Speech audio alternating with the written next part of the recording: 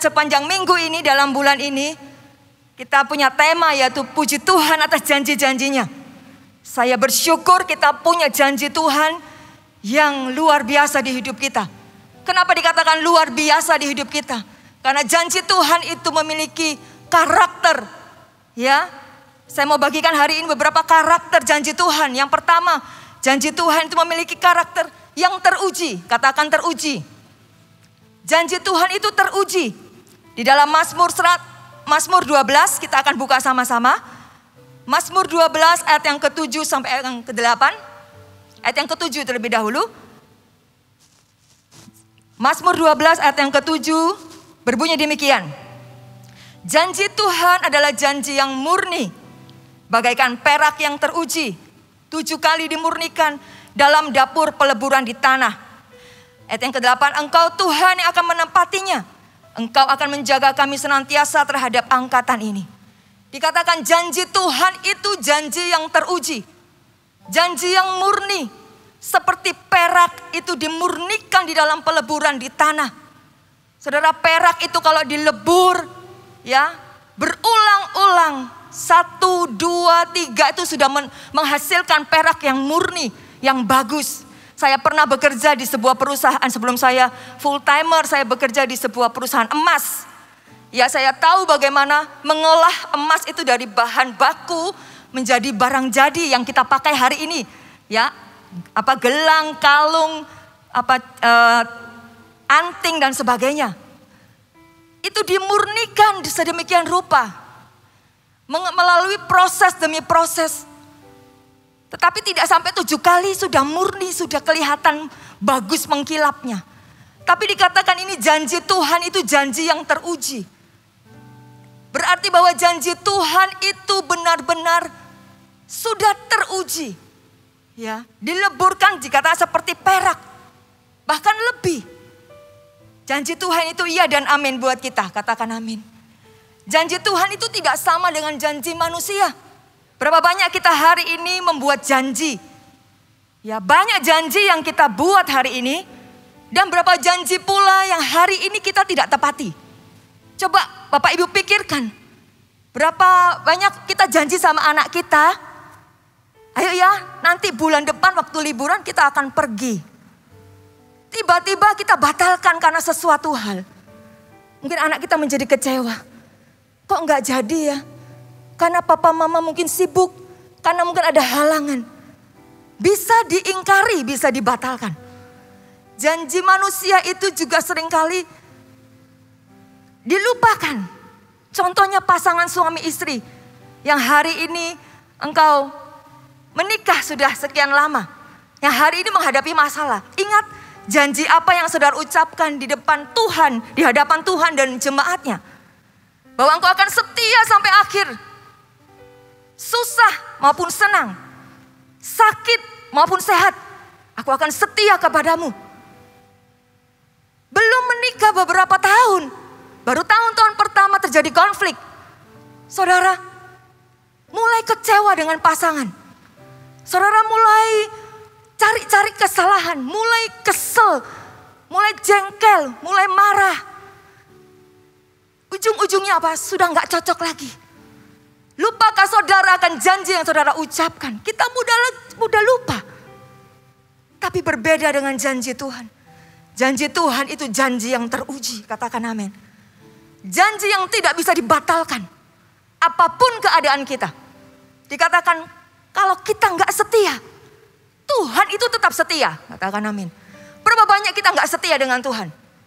Berapa banyak kita ini menyakiti hati Tuhan. Tapi Tuhan itu tetap setia. Dia tetap membuka tangannya berkata, welcome home nak. Aku menunggumu. Datang kepadaku, aku mengasihimu. Hati Tuhan itu penuh dengan kasih. Janji Tuhan itu janji yang dapat kita andalkan dan dapat kita percaya. Makanya dikatakan janji Tuhan itu teruji. Yang kedua adalah janji Tuhan itu pasti digenapi. Katakan pasti digenapi. Bilangan 23 ayat yang ke-19 berkata. Bilangan 23 ayat yang ke-19. Allah bukanlah manusia sehingga ia berdusta. Bukan anak manusia Saya ulangi, Allah bukanlah manusia sehingga ia berdusta. Bukan anak manusia sehingga ia menyesal. Masakan ia berfirman dan tidak melakukannya, atau berbicara dan tidak menepatinya. Saudara, Tuhan itu dikatakan bukanlah manusia sehingga ia berdusta. Kalau ada satu hal yang tidak bisa Tuhan lakukan dalam hidupnya, adalah berdusta akan janjinya. Tuhan tidak akan pernah bisa untuk mengingkari perjanjiannya dengan kita umatnya. Sekali dia berkata, aku mengasihimu, selama-lamanya Tuhan akan mengasihi kita walaupun kita dalam keadaan yang berdosa. Amin. Saudara, Tuhan kita itu Tuhan yang setia. Dia bukan seperti manusia yang suka seringkali mengingkari perjanjian. Janji Tuhan itu pasti digenapi. Dia tidak pernah berdusta. Oleh sebab itu yakini dan percayalah bahwa janjinya itu pasti digenapi. Enggak tahu waktunya kapan. Tapi pegang teguh janji Tuhan. Janji Tuhan itu pasti digenapi. Yang ketiga, karakter janji Tuhan adalah kekal.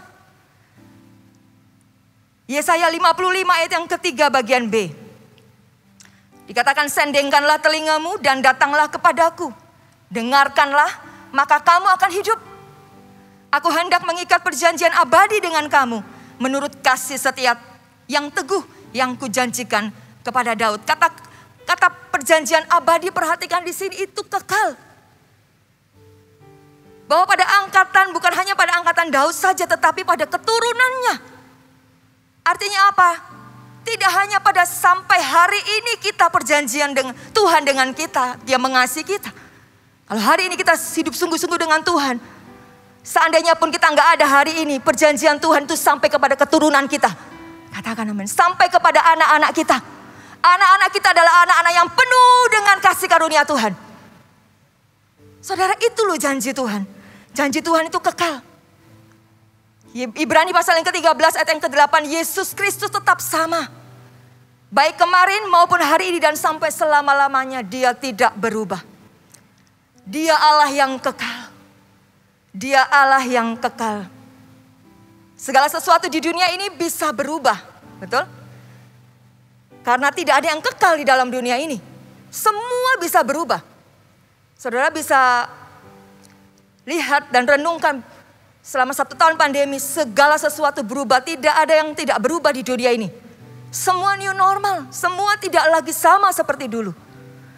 Di dunia ini bisa berubah. Hanya satu yang tidak berubah, yaitu firman Tuhan. Dia kekal, janjinya kekal, abadi dikatakan. 2 Timotius 2 ayat yang ke-13. Jika kita tidak setia, Dia tetap setia karena Dia tidak dapat menyangkal dirinya. Dia tidak pernah berubah dalam hidup kita. Kasihnya kekal dikatakan. Walaupun kita tidak setia, Dia tetap setia karena Dia tidak bisa menyangkal dirinya. Dia Allah yang setia.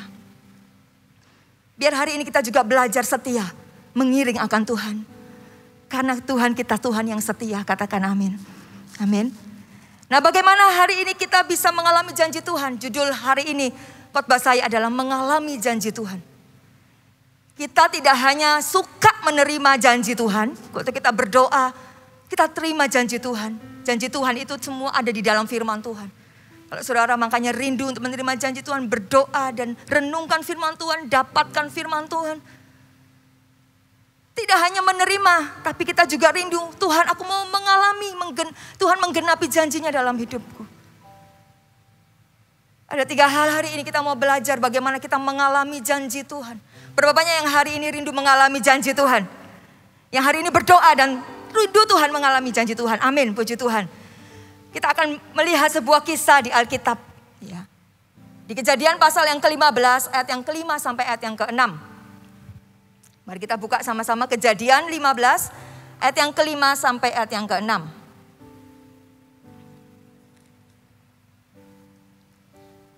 Berbunyi demikian, lalu Tuhan membawa Abram keluar serta berfirman, coba lihat ke langit, hitunglah bintang-bintang jika engkau dapat menghitungnya. Maka firman-Nya kepadanya, demikianlah banyaknya nanti keturunanmu. Ayat yang ke-6, Lalu percayalah Abram kepada Tuhan, maka Tuhan memperhitungkan itu kepadanya sebagai kebenaran. Saudara, ini sebuah kisah di mana Abraham menerima janji Tuhan tentang keturunan dan mendapatkan sebuah negeri yang luar biasa. Tuhan berkata, Abram disuruh keluar dan disuruh lihat ke langit. Coba engkau pandang bintang-bintang di langit. Tuhan berkata, jika engkau dapat menghitungnya. Siapa yang bisa menghitung bintang di langit? Gak ada. Begitu banyak. Tuhan berkata, seperti itulah keturunanmu. Demikian banyaknya keturunanmu. Saudara bisa bayangkan Abraham mungkin berpikir, Tuhan ini gak salah tah. Aku ini gak punya keturunan. Kenapa Tuhan suruh lihat di langit dan berkata, keturunanmu akan seperti bintang di langit. Dari mana ya Tuhan? Satu anak aja aku gak punya. Tapi kenapa Tuhan berkata seperti itu?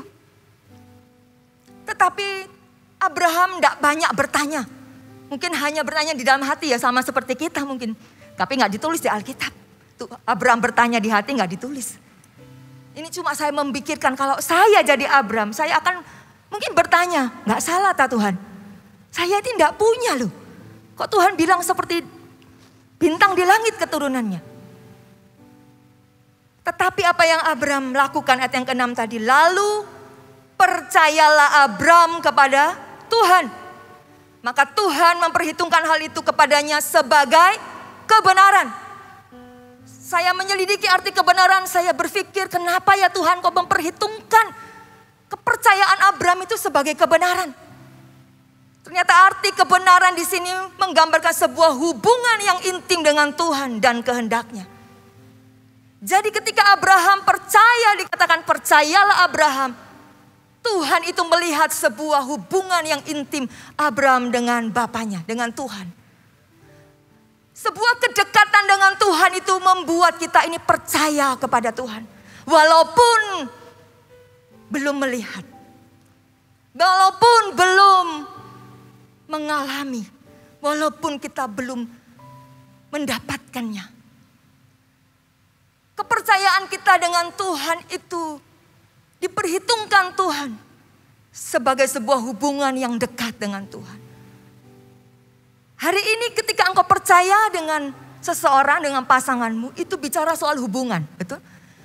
Kalau engkau ini percaya dengan istri atau suami, karena engkau punya hubungan yang dekat.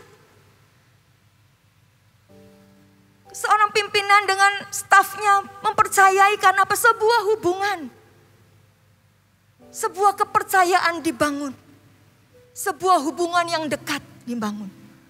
Makanya saudara, Abraham itu ketika dia membangun hubungan yang intim dengan Tuhan, dia percaya aja sama Tuhan. Karena dia tahu, dia telah membangun sebuah kedekatan dengan Tuhan. Dia tahu bahwa Tuhan yang dia sembah adalah Tuhan yang setia. Bapak Ibu, kalau hari ini engkau punya kedekatan dengan Tuhan, walaupun hari ini doamu belum dijawab oleh Tuhan, engkau gak akan pernah kecewa dengan Tuhan. Katakan amin. Kalau hari ini setiap jemaat Tuhan punya sebuah hubungan yang intim dengan Tuhan, engkau mulai digoncang, mulai model apapun juga di hidup ini. Pekerjaanmu menurun hari ini, keluargamu mungkin hari ini belum dipulihkan, yang sakit belum disembuhkan. Saudara, engkau tetap percaya kepada Tuhan. Engkau tetap mengiring Tuhan dengan setia. Katakan amin. Engkau tidak mudah mengeluh atau tidak mudah komplain dengan Tuhan.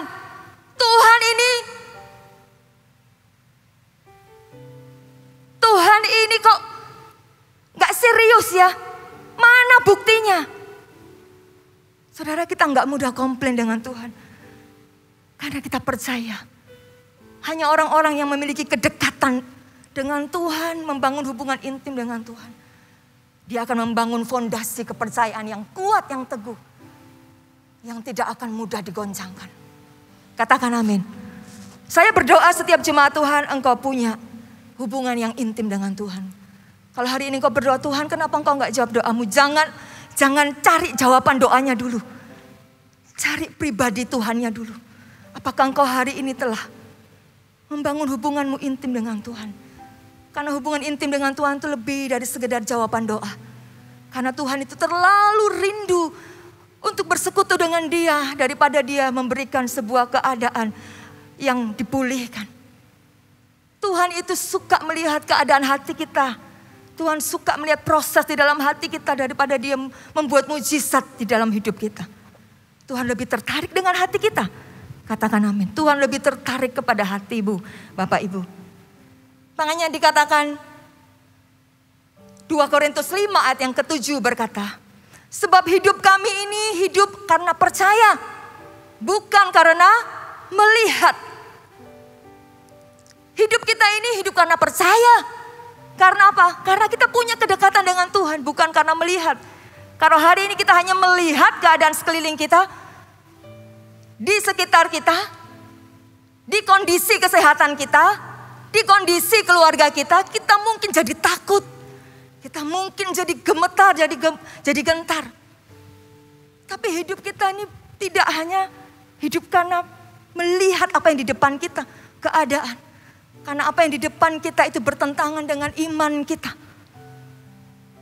Tapi kalau kita hidup karena percaya kepada Tuhan, apa yang dilihat di depan mata kita tidak akan membuat kita menjadi takut dan gentar. Karena kita percaya kita punya Allah yang jauh lebih besar daripada apa yang kita alami. Katakan amin. Amin. Abraham ketika dia percaya menerima janji itu, dia mengambilnya sebagai sesuatu yang ditaruh di dalam hatinya. Aku percaya Tuhan. Dikatakan lalu percayalah Abraham. Abraham percaya, dia menaruh di dalam hati. Makanya Tuhan memperhitungkan itu sebagai kebenaran. Abraham itu ketika menerima janji itu enggak besok langsung terima janji Tuhan, betul? Ketika dia berumur 75 tahun. Enggak 1 bulan kemudian dia dapat janji itu. Tapi melalui 25 tahun. Waktu yang lama banget saudara ya. Betul? Waktu yang lama. Siapa yang tahan hari ini? Kalau engkau berdoa terima janji Tuhan baru 25 tahun kemudian digenapi. Apakah saudara tahan dan sabar untuk menantikan janji itu? Saudara, dikatakan Abraham itu sabar menantikan janji Tuhan. Roma 4 ayat yang ke-20. Tetapi terhadap janji Allah ia tidak bimbang karena ketidakpercayaan. Malah ia diperkuat dalam imannya dan memuliakan Allah. Abraham itu tidak goyah dikatakan. Ia tidak bimbang karena ketidakpercayaan. Wajar dong dia tidak percaya karena dia tidak memiliki keturunan pada waktu itu. Dia tidak punya anak satupun. Bagaimana Tuhan itu bisa berbicara demikian? Tapi dikatakan dia tidak bimbang. Saudara, kepercayaan kita itu harus betul-betul bulat. Tidak boleh ada kebimbangan sedikit pun. Yakobus berkata, jika engkau bimbang, ragu, engkau tidak akan pernah mendapatkan apa-apa. Gimana caranya? Pastikan hatimu ini benar-benar percaya bulat, tidak ada kebimbangan sedikit pun. Jadi saya katakan ketika engkau intim dengan Tuhan, engkau bisa tahu, engkau bisa benar-benar percaya, tidak bimbang terhadap janji Allah. Jangan sedikit pun ada kebimbangan di hati kita. Abraham tetap percaya kepada Tuhan sekalipun dia belum melihat hasilnya. Jadi hal yang pertama ketika kita rindu untuk mengalami janji Tuhan, hal yang paling mendasar adalah mempercayai Tuhan. Bangunlah hubunganmu intim dengan Tuhan, kedekatan kita itu mempengaruhi kepercayaan kita kepada Tuhan. Seberapa dalam engkau membangun hubunganmu dengan Tuhan, intim dengan Tuhan, sedalam itulah kepercayaanmu dengan Tuhan.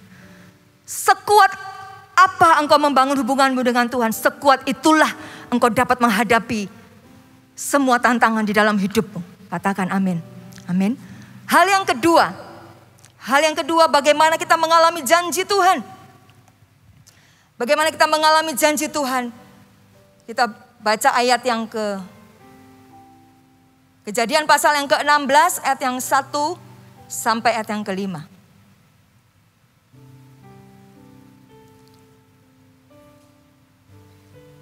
Adapun Sarai istri Abram itu tidak beranak.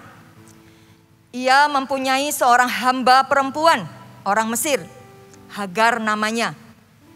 Berkatalah Sarai kepada Abram, engkau tahu, Tuhan tidak memberikan aku melahirkan anak. Karena itu baiklah hampiri hambaku itu, mungkin oleh dialah aku memperoleh seorang anak. Dan Abram mendengarkan perkataan Sarai. Jadi Sarai istri Abram itu mengambil Hagar, hambanya orang Mesir itu. Yakni ketika Abram telah 10 tahun tinggal di tanah Kanaan. Lalu memberikannya kepada Abram suaminya untuk menjadi istrinya. Saudara, hal yang kedua itu sabar dengan waktunya Tuhan. Ini kisah tentang istrinya Abram, Sarai, yang tidak sabar dengan waktunya Tuhan. Tetapi dari sisinya Abram itu adalah seorang yang sabar. Ibrani pasal yang ke-6 ayat yang ke-15 berkata, Abraham itu menanti dengan sabar. Dan dengan demikian ia memperoleh apa yang dijanjikan kepadanya. Dari sisi Abraham, karena dia punya kepercayaan yang kuat dengan Tuhan, dia sabar menantikan janji Tuhan. Ibrani 6 ayat yang ke-15. Tapi beda dengan istrinya. Istrinya enggak sabar dengan waktunya Tuhan. Dia berkata sama Abram, engkau tahu Tuhan tidak memberikan aku melahirkan anak, padahal sudah dapat janji bahwa mereka akan mendapatkan keturunan. Pasti Abram sudah ngomong sama istrinya. Tiba-tiba istrinya berkata, baiklah engkau hampiri hambaku itu. Hagar namanya. Dia memberikan Hagar untuk tidur dengan Abram supaya dapat keturunan. Saudara, Sarai itu gak sabar. Dia kepingin cepat dapat seperti apa yang janji Tuhan. Dia coba bantu Tuhan, gimana ya caranya. Kok gak hamil-hamil, mungkin sekian bulan dia belum hamil. Kayaknya mungkin kita harus berupaya. Mungkin kita ini harus berusaha. Betul, kita harus berusaha. Tapi saudara, tidak boleh melampaui apa yang Tuhan kehendaki. Sarai mencoba untuk menolong Tuhan dengan cara apa? Memberikan Hagar kepada Abram. Saya mau berkata, para istri di tempat ini, biar kita juga punya kedekatan yang intim dengan Tuhan. Supaya kita juga bisa menjadi orang yang sabar. Berapa banyak wanita seringkali gak sabar. Betul? Kepinginnya cepat. Kepinginnya instan. Kepinginnya kalau kita pingin sesuatu harus segera terjadi. Harus segera terwujud. Sehingga ketidaksabaran itu menimbulkan sebuah masalah yang besar. Sampai hari ini kita melihat cerita firman Tuhan ini. Anak yang dilahirkan oleh Hagar itu. Sampai hari ini pun kita punya masalah yang besar. Saudara, ketidaksabaran itu bisa menggagalkan sebuah rencana yang besar. Merusak rencana yang baik. Banyak rencana gagal karena kurangnya kesabaran. Kita ini kurang sabar. Kita ini kurang tekun. Sehingga ketika kita menantikan janji Tuhan, kita ini coba untuk mengambil cara A, cara B, cara C. Sehingga bukannya tambah cepat proses waktunya Tuhan, tambah lama. Karena kita mencari jalan sendiri. Saya teringat ketika kakak saya waktu itu baru menikah beberapa tahun. Kemudian dia berkata, saya ini belum hamil-hamil. Gimana ya? Sudah berobat ke sana ke sini, baik-baik saja kata dokter. Nggak ada yang bermasalah. Ya sudah, saya ditelepon oleh kakak saya dan saya bilang, ya sudah, tunggu aja. Sabar, berdoa, percaya. Tuhan pasti memberikan kalau engkau percaya. Gimana, doakan dong, doakan saya. Terus kemudian beberapa minggu kemudian dia telepon lagi. Begitu panik ketika sesuatu yang dia inginkan gak terwujud. Kakak saya telepon lagi. Gimana ya, kok belum ada? Gimana kok belum jadi? Saya stres ini, banyak yang tanya, kok kamu gak hamil-hamil dan sebagainya. Saudara, waktu saya telepon ini tiba-tiba Tuhan itu berbicara kepada saya. Dan saya ngomong seperti ini. Kapan rumahmu lunas? Gak ada hubungannya ya saudara, antara punya anak dengan rumah lunas. Tapi itu yang Tuhan suruh saya katakan. Kamu rumahnya lunas, kamu kan masih kredit rumah. Berapa lama kamu? Berapa lama lagi kamu kredit rumah? Ya kurang 3 bulan lunas. Kalau rumahmu lunas, kamu akan hamil. Saudara, beneran tah? Dia bilang gitu, beneran tah? Imani saja. Rumahmu lunas, kamu akan hamil. Kemudian singkatnya saya tutup telepon. Setelah saya tutup telepon saya juga berpikir, saya ngomong apa ya tadi? Bener gak terjadi kalau rumahnya lunas kakak saya hamil? Kalau enggak gimana? Saya baru tahu, oh itu dari Tuhan. Kalau dari saya pribadi itu masih saya ingat, masih saya pikir. Tapi kalau dari Tuhan itu tiba-tiba keluar dari mulut saya. Perkataan marifat, perkataan iman. Saya berkata sama kakak saya, rumahmu lunas, kamu akan hamil. Saudara, 3 bulan kemudian tuh saya akan menikah waktu itu. Kemudian dia ini kepingin cepatnya dapat janji Tuhan seperti yang saya katakan. Dia cepat-cepat lunasi rumahnya. Padahal masih ada 3 bulan ya. Dia cepat-cepat datang ke kantornya, di perumahan itu dia lunasi. Dia lunasi, dia bilang suaminya katanya, Debbie harus lunasi baru kita punya anak, aku hamil. Dia mempercepat waktunya Tuhan. Dia bayar itu, lunas 3 bulan di depan. Tuhan itu gak pernah ingkar janji saudara. Tetap ditepati. Istri kakak saya hamil waktu itu. Kakak saya tiba-tiba hamil, dia bersuka cita. Dia telepon saya, thank you ya, aku positif hamil. Loh, katanya 3 bulan kok sudah hamil? Ya saya lunasi rumah saya. Wah saya bilang, wah kamu mempercepat waktunya Tuhan. Sehingga waktu saya menikah 3 bulan kemudian, dia gak bisa hadir. Karena apa? Harus bed rest, harus istirahat, harus jaga kandungannya. Dia berkata, sorry ya saya gak bisa hadir. Karena saya harus bed rest, saya harus jaga kandungan. Saya bilang, nah itu dia. Kalau kamu coba sabar dengan waktunya Tuhan, kamu bisa datang ke pernikahan saya. Tapi karena kamu gak sabar, ya kamu hari ini harus bed rest. Tapi tetap Tuhan tetap baik. Dia menjawab doa, dia menjawab janjinya. Saudara, tepuk tangan buat Tuhan. Ya itu loh Tuhan kita. Tuhan kita tuh setia. Amin.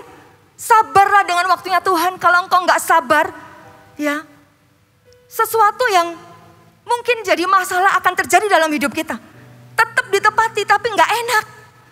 Tetap ditepati tapi ada sesuatu yang harus kita jalani. Kalau kita sabar dengan waktunya Tuhan, semua sesuai dengan kehendak Tuhan, sempurna.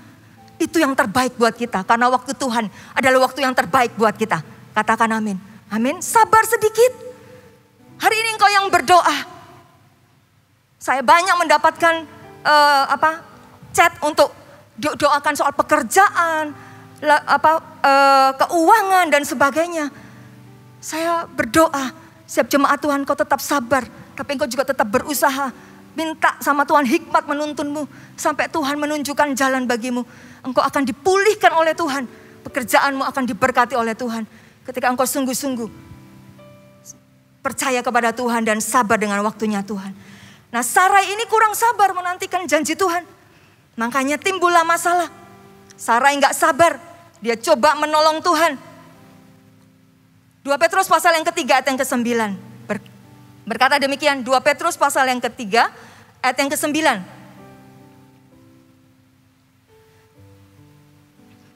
Tuhan tidak lalai menepati janjinya. Sekalipun ada orang yang menganggapnya sebagai kelalaian. Tetapi ia sabar terhadap kamu. Karena ia menghendaki supaya jangan ada yang binasa. Melainkan semua orang berbalik dan bertobat. Tuhan dikatakan tidak lalai menepati janjinya. Yang sering kali lalai adalah kita. Gak menepati janji kita sama Tuhan. Kita maunya Tuhan tepati janjimu dong. Tapi kita disuruh setia gak mau. Kita disuruh berkorban untuk Tuhan gak mau. Kita gak setia dengan melayani Tuhan. Kita gak setia dengan doa-doa kita. Gak setia dengan baca firman. Bagaimana kita bisa minta Tuhan untuk menepati janjinya dalam hidup kita. Tetapi Tuhan itu dikatakan dia tidak pernah lalai menepati janjinya. Sekalipun ada orang yang menganggapnya sebagai sebuah kelalaian. Waduh Tuhan ini lagi holiday mungkin. Tuhan ini lupa mungkin janjinya ya. 25 tahun. Mungkin Abraham berpikir kalau jadi kita manusia 25 tahun ini Tuhan ini kok lama banget sih. Katanya saya dapat keturunan. Mana? Gak ada ini. Tahun pertama, tahun kedua, tahun ketiga, tahun ke-10. Lama loh saudara, 25 tahun. Gak mudah. Tapi kalaupun ada orang yang menganggapnya sebagai sebuah kelalaian, Tuhan lalai mungkin. Tuhan lupa. Ingat firman Tuhan ini, Tuhan tidak pernah lalai. Amin. Tuhan tidak pernah lupa akan janjinya. Tuhan ingat perjanjiannya. Bangsa Israel, saudara, itu sebuah bangsa yang ada di hati Tuhan. Tuhan ingin mereka keluar dari Mesir supaya mereka mendapatkan tanah Kanaan, tanah perjanjian. Di sana mereka hidup dengan penuh berkat Tuhan. Ketika Israel gak setia dengan Tuhan, Tuhan itu begitu setianya. Berapa banyak bangsa Israel itu mengomel, mengeluh dengan Tuhan. Di padang gurun ketika melewati proses itu, setiap janji Tuhan itu kita juga melalui sebuah proses, gak langsung instan. Bukannya Tuhan itu gak mau langsung memberikan kita, tapi Tuhan ingin melihat hati kita. Tadi saya katakan Tuhan itu lebih suka, lebih tertarik untuk membentuk sikap hati kita, respon kita daripada dia mengubah keadaan kita. Dia lebih suka mengubah hatimu dan hatiku terlebih dahulu untuk mengenal Tuhan lebih daripada berkat yang ingin kita terima. Daripada Tuhan itu ingin mengubah keadaan kita karena begitu mudah Tuhan mengubah keadaan kita. Tidak ada yang mustahil buat Tuhan.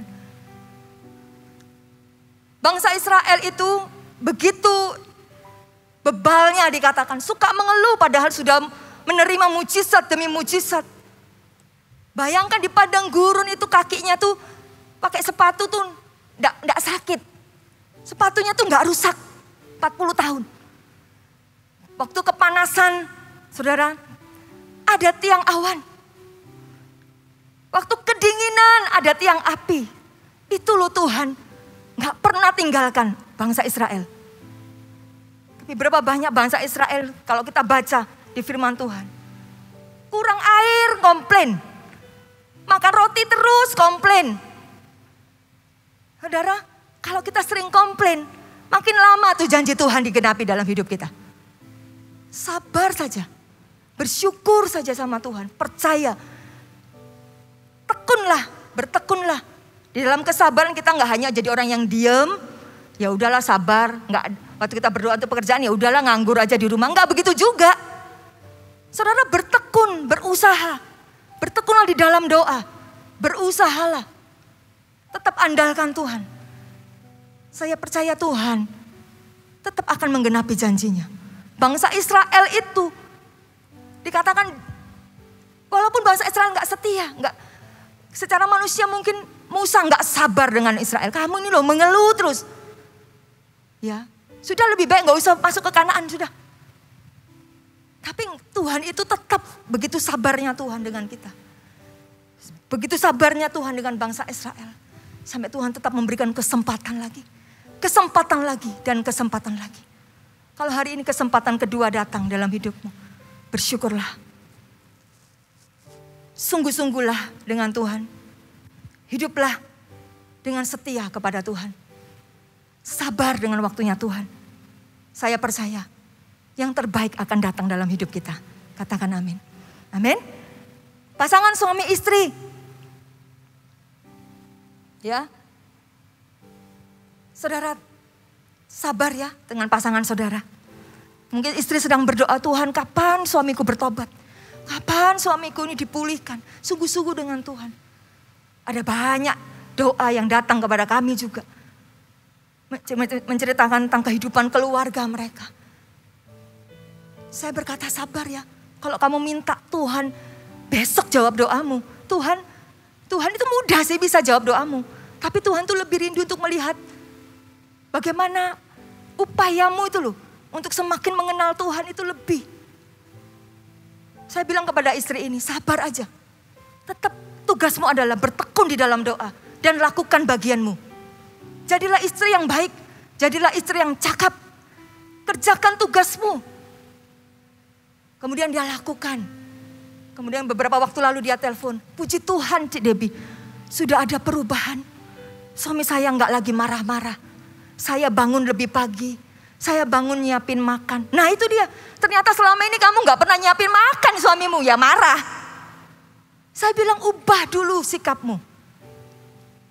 Tuhan pasti akan pulihkan. Saya berkata, Tuhan janji, Tuhan akan pulihkan keluargamu. Asal Tuhan menemukan hati yang mau bertekun, bersabar dengan prosesnya Tuhan. Berubah lebih dulu dari hidup kita. Maka engkau akan melihat Tuhan akan lakukan bagiannya dalam hidupmu. Amin. Sebelum poin yang ketiga yang terakhir, kita akan saksikan sebuah drama. Biar drama ini juga jadi berkat buat saudara semua.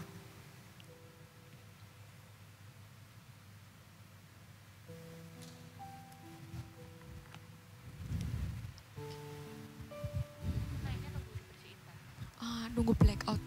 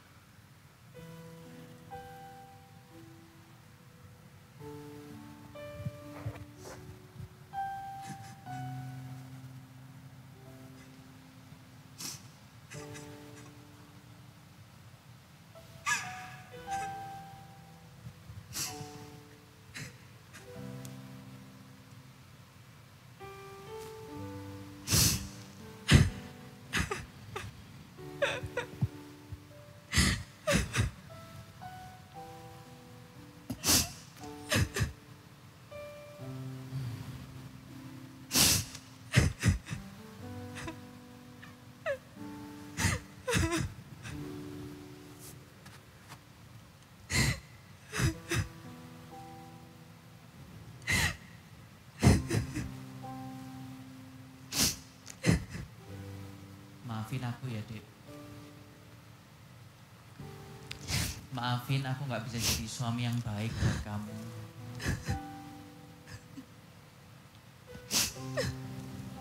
Udahlah, hasil tesnya Mas ini gak usah dilihat-lihat lagi. Simpen aja.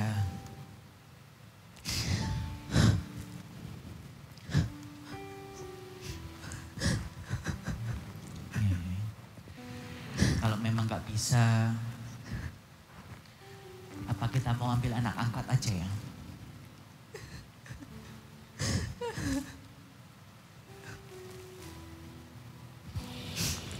Terus Mas ini harus gimana lagi, Dek? Mas udah coba berbagai macam cara. Udah ke dokter, minum obat.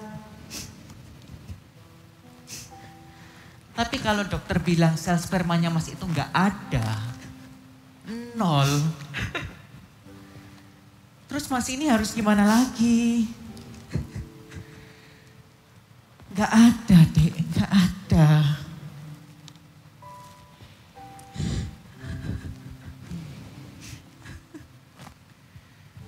Mas ingat, kalau hati kamu itu sakit banget. Lihat anak orang lain yang bisa dipeluk, dicium, tapi kamu gak punya.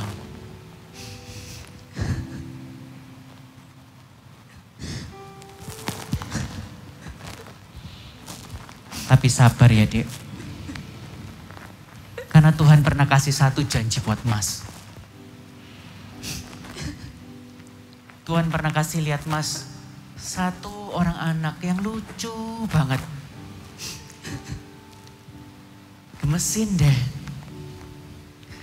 Mas peluk dia, handukin dia.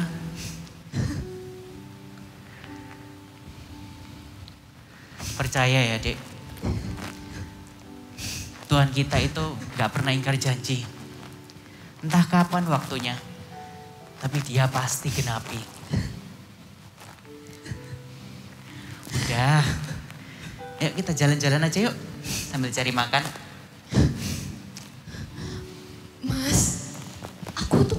mengikhlaskan itu semua, Mas. Hah? Aku barusan tes. 2, Dek. Iya, Mas. Garisnya 2, Dek. Iya.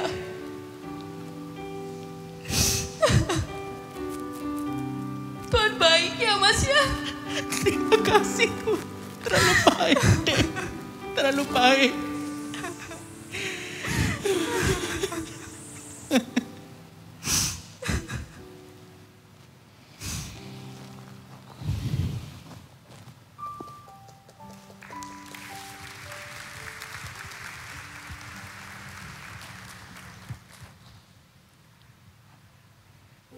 Puji Tuhan. Hal yang ketiga, ketika kita rindu mengalami janji Tuhan adalah pegang teguh janji Tuhan. Saudara pernah dapat apa dari Tuhan? Janji apa? Saya percaya pasti setiap saudara pernah mendapatkan janji Tuhan. Pegang teguh janji Tuhan, perkatakan janji Tuhan, deklarasikan janji Tuhan dalam hidupmu. Saya percaya seperti Abraham, dia tetap percaya sekalipun tidak ada dasar baginya untuk percaya atau berharap. Bagaimana mungkin usianya sudah tua bisa melahirkan anak? Itu tidak mungkin, secara medis pun tidak mungkin. Tapi saya mau berkati, tidak ada sesuatu hal yang mustahil buat Tuhan. Tuhan sanggup. Saudara, di Roma pasal yang keempat ayat yang ke-18 ayat yang sampai yang ke-21. Roma pasal yang keempat ayat 18 sampai 21 berbunyi demikian. Sebab sekalipun tidak ada dasar untuk berharap, namun Abraham berharap juga dan percaya bahwa ia akan menjadi bapa banyak bangsa. Menurut yang telah difirmankan, demikianlah banyaknya nanti keturunanmu. Imannya tidak menjadi lemah, walaupun ia mengetahui bahwa tubuhnya sudah sangat lemah. Tetapi terhadap janji Allah ia tidak bimbang karena ketidakpercayaan. Malah ia diperkuat dalam imannya dan ia memuliakan Allah dengan penuh keyakinan bahwa Allah berkuasa untuk melaksanakan apa yang telah dijanjikannya. Amin, saudara. Sekalipun tidak ada dasar untuk berharap, semuanya sepertinya jalan buntu. Semuanya sepertinya tidak mungkin secara manusia. Tidak ada dasar untuk berharap. Dikatakan Abraham tetap berharap dan percaya kepada Tuhan. Drama tadi mengisahkan cerita hidup kami berdua. Saya, ketika saya menikah, tentunya setiap orang pasangan yang menikah pastinya ingin punya anak. Betul? Rindu sekali menjadi sebuah keluarga yang utuh, yang memiliki anak-anak. Tapi setahun setelah menikah, belum hamil juga, saya memeriksakan diri ke dokter bersama dengan suami. Dan ketika diperiksa, saya ke dokter itu jam 7, baru masuk jam 12 malam. Cukup panjang antriannya, yaitulah dokter kandungan ya. Lama, panjang, banyak pasiennya. Setelah itu kami periksa, saya periksa. Ya, saya periksa secara kandungan dikatakan baik-baik saja. Kamu oke, kandungannya tidak ada masalah. Tidak ada sakit penyakit, tidak ada tumor, tidak ada benjolan dan sebagainya, baik-baik saja. Coba ya periksa suaminya sekarang. Suaminya harus periksa dengan lab. Ya, coba Bapak periksa dengan lab. Ya. Kemudian akhirnya periksa lab dan kita kembali lagi ke dokter. Dan dokter berkata, maaf ya Pak, Bapak ini hasilnya azoosperma. Apa itu azoosperma? Azoosperma itu tidak ada spermanya Pak. Adapun sangat sedikit dan jelek. Dan mustahil Bapak punya anak. Bapak tidak mungkin punya anak. Wah, saya mendengar itu sampai sama suami saya kaget. Wah, tidak pernah bermimpi ya. Kami ini kalau boleh komplain sama Tuhan. Tuhan, kami ini hamba Tuhan loh. Melayani Tuhan. Sudah menyerahkan hidup sepenuhnya sama Tuhan. Tiba-tiba dapat berita yang mengejutkan. Kami tidak bisa punya anak. Wah, begitu sedih. Secara manusia pastinya. Tapi saya belajar menguasai diri dan tetap tenang. Kemudian kita diperiksa, suami saya diperiksa oleh dokter. Dia berkata, wah Bapak ini susah. Gimana kalau Bapak ini dan Ibu ambil anak saja ya? Atau mungkin Ibu bayi tabung aja. Saya berkata sama dokter, terima kasih dokter untuk hasilnya. Kami tetap bersyukur kepada Tuhan. Tapi biar kami tetap percaya kepada Tuhan. Kami mau tetap mengandalkan Tuhan. Kami mau tetap minta sama Tuhan. Walaupun tidak ada dasar bagi kami. Hasil medis berkata nggak mungkin. Tapi kami punya Allah yang bisa mengadakan mujizat. Dokternya berkata, oh ya silahkan. Kalau ibu mau tetap mengharapkan mujizat, nggak apa-apa. Itu bagus. Tapi jangan kecewa ya. Kalau memang tidak bisa. Karena memang kecil sekali kemungkinannya. Kemudian akhirnya, oke, sekarang terakhir ya periksa hormon dari yang pria. Oke, besoknya kembali lagi diperiksa. Saya berdoa, Tuhan, kasih sedikit titik terang. Engkaulah pengharapan kami. Saudara, ketika periksa, hasil hormon pun tidak baik. Mestinya ada beribu, berapa ya, saya lupa berapa ribu gitu harusnya. Ini cuma puluhan. Cuma berapa puluh. Dokter berkata, waduh, hormonnya ini juga jelek juga. Cuma sekian persen, kecil banget. Tapi gak apa-apa lah. Yang kecil ini mungkin, katanya, mungkin bisa jadi yang baik. Amin, saya bilang. Saya percaya. Saya berkata sama dokter, dari yang kecil ini Tuhan bisa ubah jadi sesuatu yang luar biasa. Saudara, ketika itu sudah kita pulang ke rumah. Saya bilang sama suami saya, ini loh perlunya istri untuk tetap membangun hubungan intim dengan Tuhan. Supaya tetap bisa, tetap kuat menghadapi setiap tantangan dalam hidup saudara. Tetap support suamimu untuk tetap kuat di dalam Tuhan. Saya berkata, jangan mikir. Asal satu yang kau tahu, bahwa aku tetap menerima kamu apa adanya. Aku tetap mengasihimu, tetap mencintaimu apa adanya. Walaupun hari ini kau divonis gak bisa menghasilkan keturunan. Satu yang harus engkau ingat, aku tetap mengasihimu. Baik suka maupun duka. Kita berdoa. Saudara, ini yang saya lakukan, saya tetap percaya kepada Tuhan. Mempercayai Tuhan sekalipun tidak ada dasar bagi kami untuk berharap. Ketika saya satu hari berdoa sama Tuhan, saya dapat ayat ini. Dan hari itu ketika saya mengambil keputusan, saya berdoa sama Tuhan. Saya berdoa dengan Tuhan. Saya setiap malam jam 12 saya bangun. Suami saya juga punya jam doa dengan Tuhan, dia berdoa. Kemudian saya berdoa, saya tumpang tangan suami saya berkata, dalam nama Yesus, setiap sel sperma yang mati dihidupkan kembali. Setiap organ-organ yang tidak baik dipulihkan oleh Tuhan dalam nama Yesus. Aku berkata di dalam nama Yesus, yang mati dihidupkan. Yang buruk kembali menjadi baik dalam nama Yesus. Setiap hari saudara. Setiap hari. Tuhan bicara belum. Saya enggak gentar, saya enggak takut. Saya tahu Tuhan saya setia. Tuhan, saya tahu Tuhan saya bisa bicara kepada kami, kepada saya. Satu hari ketika saya sekian beberapa bulan saya berdoa, enggak ada jawaban doa. Tiba waktunya. Tengah malam itu saya mendengar suara Tuhan di dalam hati saya. Aku mendengar doamu. Tahun ketiga pernikahanmu, engkau akan aku karuniai anak. Kaget saya. Suara siapa ini? Itu kuat di dalam hati saya. Saya bilang sama Tuhan, tahun ketiga pernikahan, kasih saya firman-Mu Tuhan. Saya enggak mau sekedar dengar-dengar, mungkin ini hati saya sendiri supaya saya kuat. Tapi saya mau firman-Mu Tuhan. Tiba-tiba saya dibukakan Tuhan, Roma 4 ayat yang 18 sampai yang ke-21 ini. Persis kejadiannya seperti apa yang saya alami.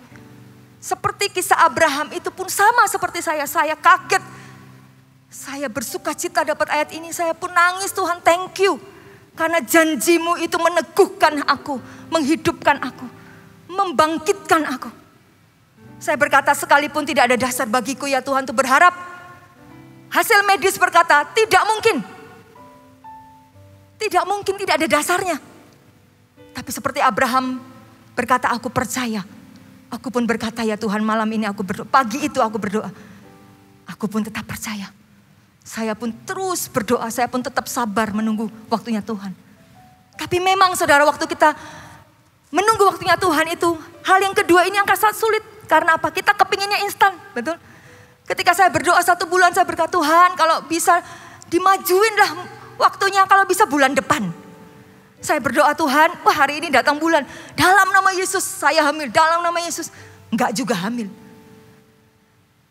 Tuhan bilang tahun ketiga. Kalau saya masih puji Tuhan ya, dikasih Tuhan waktu 3 tahun. Abraham tidak dikasih tahu Tuhan waktunya kapan. Itu lebih panjang sekali sabarnya, harus diproses Tuhan. Saya ini sudah dikasih tahu 3 tahun, itu masih kepinginnya cepat instan. Saya belajar sabar. Tuhan berkata, aku lebih suka untuk melatihmu untuk sabar daripada aku menjawab doamu. Ya Tuhan, ajar aku sabar. Di tengah kesabaran itu saya tetap bertekun di dalam doa. Di tengah kesabaran menantikan janji Tuhan itu saya tetap melayani Tuhan dengan segenap hati. Tidak santai-santai, tidak diam-diam, saya tetap melayani Tuhan. Fokus saya bukan kepada apa yang saya inginkan. Tapi fokus saya kepada pribadi Tuhan. Bagaimana saya boleh hidup menyenangkan Tuhan. Bersama dengan suami kami melayani Tuhan. Waktu itu kami juga sedang KKR. Kami sedang melayani jiwa-jiwa. Itu ada di hati kami. Jiwa-jiwa itu ada di hati kami. Kalau dari versinya Pastor Yudi, dia berkata, jiwa-jiwa kalau Tuhan tidak berikan kami anak hari ini pun is okay. Kalau itu kehendak Tuhan. Tuhan izinkan mataku melihat kebangunan rohani. Tapi kalau itu bukan daripada Tuhan. Kalau iblis menahan. Kami berdoa ya Tuhan, biarlah Tuhan melepaskan itu dan Tuhan memberkati kami. Saudara, Tuhan itu sedang melatih hati kami sebagai hamba Tuhan. Kami pun diuji. Bagaimana kami gak hanya sekedar khotbah tentang iman. Kami gak hanya sekedar khotbah tentang percaya. Kami pun mengalaminya. Bagaimana di saat-saat kami harus tetap mengandalkan Tuhan. Percaya sepenuhnya itu apa. Setelah saya menerima janji itu tahun ketiga. Setiap saya ketemu dengan orang jemaat. Selalu intimidasi itu ada pasti. Kok belum punya anak? Kakakmu, adikmu yang baru menikah sudah punya anak. Saudaramu sudah punya anak, itu pasti paling gak enak, betul? Yang hamil, yang belum hamil hari ini, saudara tetap bersukacita. Ya, gak enak sih memang ditanyain terus. Tapi ini loh jawaban yang saya katakan dengan mulut saya. Waktu saya menantikan Tuhan dengan sampai perkataan itu harus perkataan iman yang harus kita keluarkan. Itu penting. Saya berkata, sebentar lagi. Kok kamu belum punya anak? Sebentar lagi. Dengan senyum, tidak dengan iya enggak ya, sebentar lagi enggak ya, iya lah Tuhan, aku salah dengar ya apa. Saudara, kita enggak boleh ragu, dikatakan kalau kita percaya, percaya bulat. Jangan bimbang, amin. Jangan, benar enggak ya, aduh iya, enggak kali, salah kali, saya salah dengar. Jangan begitu. Kalau saudara dengar benar-benar yakin Tuhan berikan itu, aminkan itu, amin. Bersyukur saudara punya janji Tuhan yang menguatkan saudara. Dan hari itu saya berkata sebentar lagi. Kemudian tahun pertama, tahun kedua, tahun ketiga saya sudah gak fokus lagi. Saya terus melayani Tuhan. Tahun ketiga ulang tahun pernikahan. Saya dan ulang tahun saya juga sama, 1 bulan ya. Saya mulai diingatkan Tuhan, saya berdoa. Ini tahun ketiga loh Tuhan. Bagi orang yang menjanjikan janji, itu lama ya, 1 minggu aja lama ya, apalagi 3 tahun, itu lama. Tapi hari itu saya tepat 3 tahun, saya datang sama Tuhan. Mengingatkan Tuhan boleh ya, kan Bapak sendiri, Bapak kita di surga. Yang kita tahu dia gak pernah lupa. Tapi sebagai anak tuh memang begitu, biasanya kita ingetin Tuhan, ini tahun ketiga loh. Tuhan janji. Aku bersyukur aku menerimanya dengan iman, walaupun hari ini aku belum melihat. Besok hari pernikahanku aku akan beli tes pet. Dengan iman aku akan periksa. Saudara, setelah itu besoknya pernikahan malam itu saya minta suami saya belikan apotek ya. Alat untuk periksa. Suami saya berkata, beneran ini? Nanti gak kecewa? Enggak. Walaupun seandainya Tuhan gak kasih. Aku pun tetap mengasihi Tuhan. Itu hatiku. Amin. Suami saya berkata, oke. Tuhan tahu hatimu. Tuhan tahu hati kita. Saudara, kita pulang waktu itu dan pagi harinya gak sabar nunggu. Waktu pagi gak bisa tidur. Pagi hari saya berdoa, Tuhan, janjimu 3 tahun yang lalu. Hari ini tepat 3 tahun. Saya ke kamar mandinya dulu masih rumah kontrakan. Kamar mandinya tuh kecil dan tehelnya itu masih tehel yang kuno, keramik yang kuning itu, yang kotak-kotak kecil-kecil. Kamar mandinya tuh nggak bagus lah, ya jadul, kamar mandi jadul. Tapi itu menjadi saksi. Dan saya nggak pernah lupa. Waktu itu saya periksa, saya buang air seni, kemudian maafkan saya buang air seni dan saya periksa. Stripnya ada muncul 1. Saya berkata, dalam nama Yesus, terjadilah sesuai dengan kehendak-Mu. Strip yang kedua mulai samar-samar. Saya berkata, dalam nama Yesus aku terima janji-Mu Tuhan. Kemudian strip itu menjadi 2. Dan hari itu saya hamil. Puji Tuhan. Saudara, saya panggil suami saya, sini. Pagi-pagi jam 5. Dia berkata, kenapa? Lihat ini. Seperti drama tadi ya. Lihat ini. 2, nangis bareng. Berlututlah kita di kamar mandi yang jelek itu. Berlutut berdua di kamar mandi yang jadul itu. Tapi saya gak pernah lupa. Janji Tuhan digenapi. Saya nangis bareng-bareng sama suami saya. Tuhan gak pernah lupa. Di tengah kemustahilan, saya divonis gak bisa. Saya belajar arti kata percaya. Arti kata sabar. Dan memegang teguh janji Tuhan. Saya memperolehnya. Saya berdoa. Setiap jemaat Tuhan. Engkau percaya kepada Tuhan. Sepenuh hatimu, tidak bimbang, jangan ragu. Bersabarlah, bertekunlah di dalam Tuhan. Dalam doa-doamu. Dalam pelayananmu. Dalam segala sesuatu yang jadi bagianmu. Lakukan. Dan pegang teguh janjinya. Engkau pasti akan mengalami.